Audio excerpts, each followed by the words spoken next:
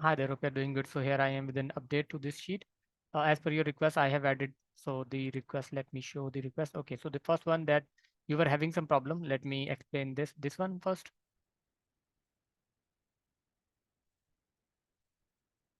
So initially what we were doing, we were creating a temp sheet and like we were changing the name as temp.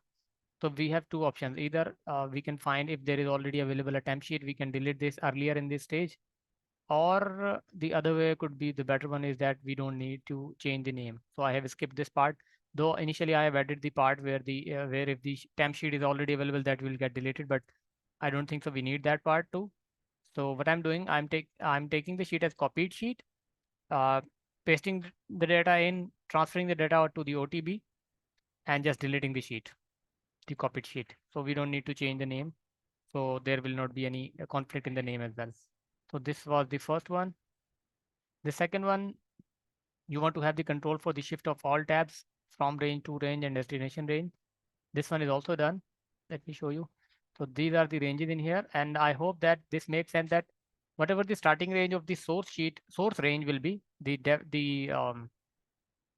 paste range, like the destination range, will be always be the starting range.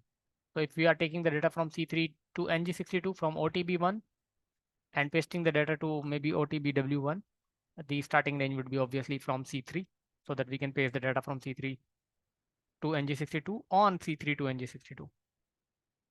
So this is always you can dynamically change, but I've kept this as this one. But if you want to make it like a different range, but I don't think so that will make sense. So this is right. You can have a review on it and then let me know.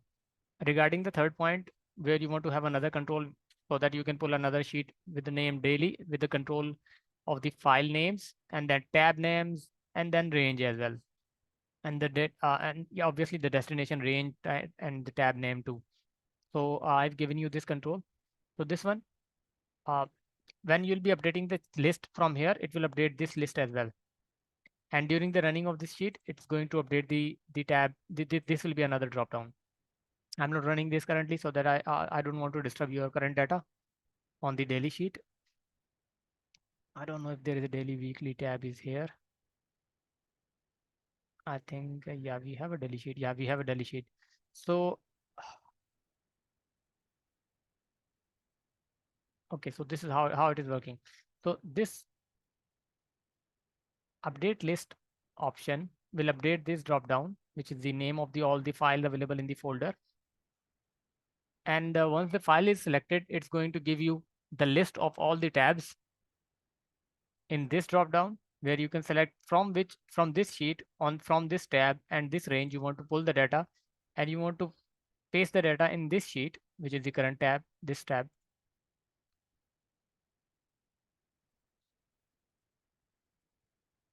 this file tab, which is daily. If you want to select daily or any other, you can always select in here. Obviously this will be daily, but if there will be any change in the name, you can always select the name in here. This will get updated automatically once you'll be giving sorry, running the script using this button. And this is the destination range. So all setup is done, and all of the three changes required are done. This one took a bit of time because we need to set up it and not confuse with the other variables, because they all already we have so many variables already planned. So initially, if this would have been in the initial plan, I would have given it a separate name, but I have still tried to give it a name with the daily name as well. So on this sheet, you can see all the daily to daily tab variable has a word daily in this range, tab name, and everything else. All right, so now let's move to the other one, which is the API one. So I've created this script which is pulling the data from your uh, the API data. Yeah, it's pulling the data successfully, but we are having so many columns. Maybe if you want to have a selected column, you can let me know. But this is the earlier time. So let me run it. If I'll run it, currently we have 33. Maybe let's see if there are more entries available. Yeah, okay. So we have two more reservations available, and you can see only those two got updated because those were not available in the early list. And I'm using this reservation ID, and I'm supposing that this will be always be unique for each and every reservation. So I'm using this to identify if there are any new reservations available. If there are any, those will get updated every time at the bottom. All right. And okay, again, now there are some questions. You want to have any, if you want to have a control, like let me go get back to the email.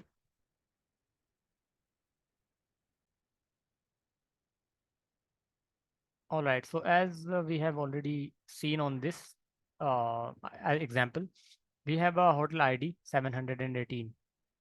So I think this might be a dynamic number you want to enter, or maybe you want to change before running the script, or I don't know if these are these static things. If there are any additions like from arrival date, from to date, I think this will be the yearly date. Like this is January 1st to 31st, 2024. You are taking the whole year's data. Once we have a different year, we can always change this date in the code, or if you want to have a control on the control sheet, maybe. So you can have a 718 in here, and maybe arrival to or from date.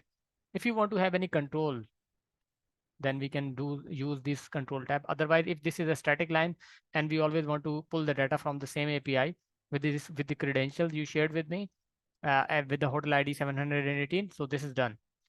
This is fully done, and it is pulling the data. Now what we can do extra is that we can set up a trigger that every 4 hours it's going to go to the API. It's going to run the API code and check if there is any new entries available. If there are any, it's going to update. So this is one thing. You can run it every hour or anything. You can let me know that part too.